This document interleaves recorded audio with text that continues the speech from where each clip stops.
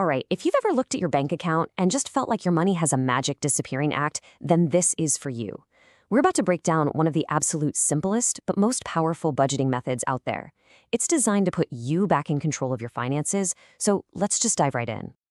You know the question I'm talking about, right? You're staring at your screen at the end of the month, thinking, just where did it all go? Well, that is the exact question a woman named Sarah asks herself every single month with that same mix of confusion and, let's be honest, frustration. If that sounds even a little bit familiar, you're definitely in the right place. Because this is Sarah's reality. After a whole month of working hard, this is what she has left. Just 54 ringgit. It's that awful, heart-sinking moment when you realize there's still a whole lot of month left, but not a lot of money. Now here's the thing. Sarah isn't irresponsible, not at all. She works really hard. But her money, it just seems to vanish into thin air. And that's not a character flaw, it's a system flaw. See, without any kind of structure, money just leaks away, quietly, drip by drip. And honestly, this gets to the real root of the problem. For most of us, Budgeting 101 was a class that just wasn't on the schedule. Right? We're taught how to go out and earn money, but nobody really teaches us how to manage it. So let's fix that right now. Okay, so we've kind of pinned down the problem, right? That feeling of not being in control. Now let's talk about the solution. It's time to get into a really simple rule that puts you right back in the driver's seat. And honestly, this is the best part. You don't need some crazy complicated spreadsheet or fancy software. The really good news is that taking back control of your financial life can start with just one single, easy-to-remember rule. And here it is. It's called the 50-30-20 rule. It's such a simple, elegant framework. All you do is take your income, the money you get after taxes, and you split it into 3 buckets. That's it. No complicated math, no dozens of categories to track. Just 3. So here's how it breaks down. 50%, the biggest chunk, goes to your needs. These are the absolute essentials. Then 30% is for your wants, the fun stuff that makes life enjoyable. And that last 20%, that's for savings and investments. This is how you build your future. Needs, wants, and savings. Super simple, right? All right, so let's dig into the biggest slice of the pie first, your needs. This 50% chunk is the absolute foundation of your entire budget.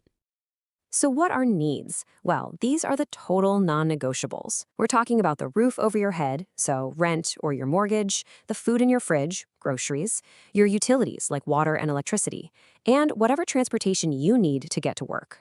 These are the things you absolutely have to pay, just to live and function. So when Sarah really looked at her spending, she had this huge aha moment. She realized her needs were always consistently creeping over that 50% line. Her lifestyle was just a tiny bit bigger than her income could actually support, and that small little gap, that was the source of all her financial stress. So she started digging around, and what did she find? All these small recurring costs that were basically masquerading as needs. You know those unused app subscriptions you forget you even have? Yep. 3 different streaming services when she really only watched one, and those sneaky daily food delivery charges that just add up and up. By cutting just those things, she instantly created some breathing room in her budget. Okay, now for the really fun part. Because the good budget is not about depriving yourself. It's all about balance. So let's talk about that 30% you get to spend on your wants. Wants are, well, they're all the things that make life worth living, right? We're talking dining out with friends, going to the movies, spending money on your hobbies, that online shopping cart you've been looking at, and of course, vacations. These things aren't essential for survival, sure, but they are pretty essential for your happiness. So the rule says to aim for about 30% on wants. But when Sarah actually looked at her spending, whoa, it was a totally different story. She was spending a whopping 45% of her income on wants. See, without a plan, all those impulse buys and random nights out were just eating up a huge chunk of her money, leaving absolutely nothing for her future. And this is such a huge mindset shift. That 30% bucket isn't a restriction. Think of it as a permission slip. It's a green light for guilt-free fun. It's a clear boundary that says, hey, go ahead, enjoy this money. You've already planned for it. And all of a sudden, spending on fun stuff becomes a source of enjoyment, not a source of guilt. All right, now let's talk about what I think is the most powerful category of them all, your future. This 20% bucket isn't just about stashing some cash away. It's about actively, intentionally building the life you want. This right here, this is your wealth building engine. This 20% is for so many important things. It's for building up an emergency fund so you have a safety net. It's for aggressively paying down any debt you have. It's for saving up for those huge goals like a down payment on a house. And so importantly, it's for investing so you can make your money start working for you. So, after she looked at her needs and her wants, Sarah finally had to confront her single biggest financial mistake. Any guesses what it was? Yep, 0%. For years, the amount of money Sarah was intentionally putting toward her future was a big, fat zero. She was living completely in the present, with absolutely nothing being set aside for tomorrow. And this was her reasoning. It's an excuse that I think so many of us use, right? We tell ourselves, oh, I'll start saving when I get that raise, or after I get my bonus, or just when things are a little less tight. But the reality is that extra money almost never just shows up. You have to make it a priority. But by adopting this simple 50-30-20 rule, Sarah's whole mindset shifted. She stopped waiting for someday and she started acting today. And for the very first time, she wasn't just surviving from one paycheck to the next, she was actually building something. She finally felt in control. Look, Sarah's story just goes to show you the power of a simple system. It completely transformed her from feeling stressed and confused to feeling confident and in control. Have you ever gotten to the end of the month, looked at your bank account, and just felt like your money has a mind of its own? If so, you are in the right place. We are going to break down one of the simplest, most powerful budgeting rules out there for finally getting a grip on your finances, the 50-30-20 rule. So to really get why this rule is such a game changer, I want to tell you a quick story. Let's meet Sarah. Now, Sarah works hard, she's smart, but like so many of us, at the end of every single month, she finds herself asking the exact same dreaded question. Yep, that one right there. Where did all my money go? Does that sound familiar? It's that sinking feeling in your stomach, that wave of confusion and stress. For Sarah, this wasn't a one-time thing. It was a monthly ritual. And this is what was staring back at her from her bank app. Just 54 ringgit left. That's it. It's that gut punch moment, right? That feeling of working so hard all month long and having almost nothing to show for it. But here's the thing you have to understand. Sarah isn't irresponsible. She's not bad with money. The problem isn't her effort. It's her system, or rather, the lack of one. Without a plan, her money just vanished, quietly slipping away through dozens of tiny, unnoticed cracks. It's like trying to carry water in a leaky bottle. So what do you do when your bottle's leaking? You don't just keep pouring more water in, right? You get a new bottle. Or, in Sarah's case, you get a new rule. A super simple method that finally handed her back the control she'd been missing. It's called the 50-30-20 rule. And its real power, its magic, is just how simple it is.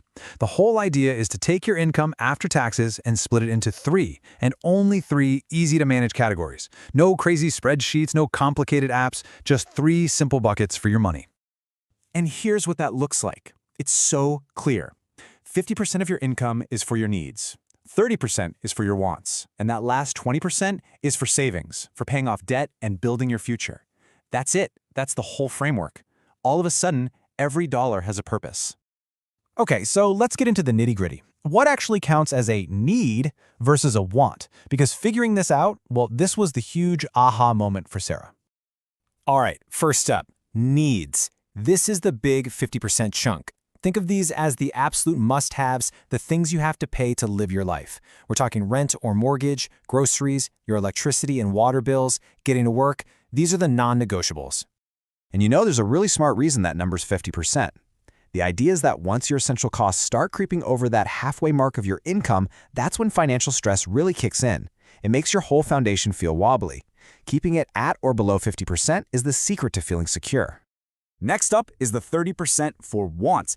And listen, this part is so important. A good budget is not about making yourself miserable. It's about planning to enjoy your life. This is the money for eating out, for your hobbies, for that new pair of shoes. It's guilt-free fun because you've planned for it. And this right here was Sarah's jaw-drop moment. When she actually looked at her spending, she was shocked. She was spending a whopping 45% of her income on wants. almost as much as her needs. Not because she was reckless, but just because there were no boundaries. That was the leak in her bottle. And finally, we get to what I think is the most powerful part of this whole thing, the 20% for your future. Now, this isn't just whatever's left over at the end of the month. Oh no, this is you actively, intentionally paying down debt, building that emergency fund, and investing. This is how you build real long-term security. Okay, so the theory sounds great, right? But how does this actually work in the real world? Let's get practical and break down Sarah's numbers. It's way easier than you think. Let's just say Sarah's take-home pay, after taxes, is a nice clean 3,000 ringgit a month. Now all we have to do is apply our 3 magic numbers. And look how simple this is. 50% for her needs, that's 1,500 ringgit.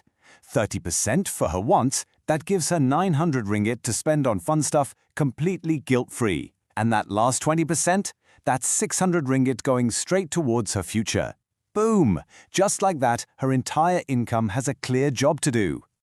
Now, I can already hear some of you saying, "That's great, but my rent alone is almost 50%. What am I supposed to do?" And you know what? That is a totally fair and very real situation for a lot of people. The good news is the rule is flexible. See, the real beauty of this rule is that it's a guideline, not a law. The goal is just to make progress, not to be perfect on day one. So maybe you have to start with a 60-25-15 split because your needs are high right now. That is perfectly fine. The point is to start being intentional. Even a small amount going to savings makes a huge difference. And this all leads to the real transformation here. Because this was never just about moving numbers around in a bank account. It's about completely changing your relationship with money and how you feel about it every day. I mean, think about it. One of the best feelings in the world is being able to spend money without that nagging, guilty voice in the back of your head, right? When Sarah knew she had 900 ringgit set aside just for wants, she could go out for a nice dinner and actually enjoy it, because that's exactly what that money was for. And this quote, I mean, it just says it all, doesn't it? By giving every single ringgit a specific job, whether it was for rent, a coffee, or savings, no money was left over to just disappear. For the first time, Sarah got to the end of the month and still had money in her account, not because she got a raise, but because she had a plan. All right, so let's boil this all down. What do you need to remember? First, the framework. 50 for needs, 30 for wants, 20 for savings. Easy. Second, automate it. Set up automatic transfers so you don't even have to think about it. Like, comment, and share this video. Subscribe my channel now. Thank you for watching.